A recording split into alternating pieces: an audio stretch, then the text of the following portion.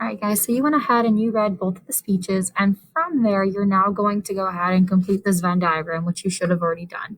And we know, looking from yesterday, we have FDR side, and we have our claims, we have our bias, and we have our connotation. Okay. His claims for this was that the safety of the American people, it was premeditated, and there was lying. There was a state of the peace discussed, but this was planned and then executed. The bias that we have, Roosevelt's gaining the American support of going to war. Before this, remember, he had no plans of ever engaging in the war, and the American people didn't want to. They wanted to be isolated away from this. Secondly, he's very close to the subject. He's close to the American people because he's the leader of the nation and he feels the responsibility to help them, to make sure that he's protecting them. But obviously, he was unable to do this. And then third, he uses the majority of negative connotations against the Empire of Japan. Remember, he's trying to gain the support. Okay. So we have our connotations, you have your list, just like with what you highlighted yesterday and what you watched on the clip yesterday. Then today we went ahead, we read Hirioto's speech. His claims for why he decided to bomb Pearl Harbor was that the United States and Britain are interfering with peaceful trade.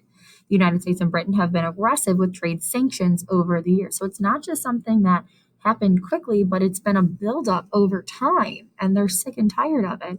And then third, Britain and the United States have caused other countries surrounding Japan to build up their armies, which makes them feel less safe. You go right after the cause, not the people who are reacting because of that. Now, his bias is that he's going to war to support, or I'm sorry, he's gaining Japan's support of going to war, exactly how Roosevelt did for the American people. Then he's very close to the subject because he is also the leader of the nation. But instead of using more negative connotation, he uses a mixed bag of both positive and negative with this. So in the similarities, you want to go ahead and say that they're doing this for the good of the nation. Remember, they're trying to make their claim, their arguments for why they're doing this.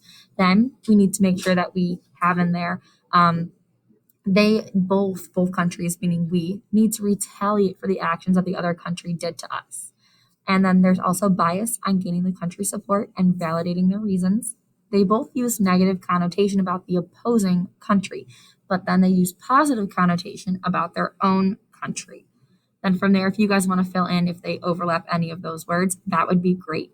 From this graphic organizer, we see both sides to the argument, which is what we need to do when we're even formulating an argument.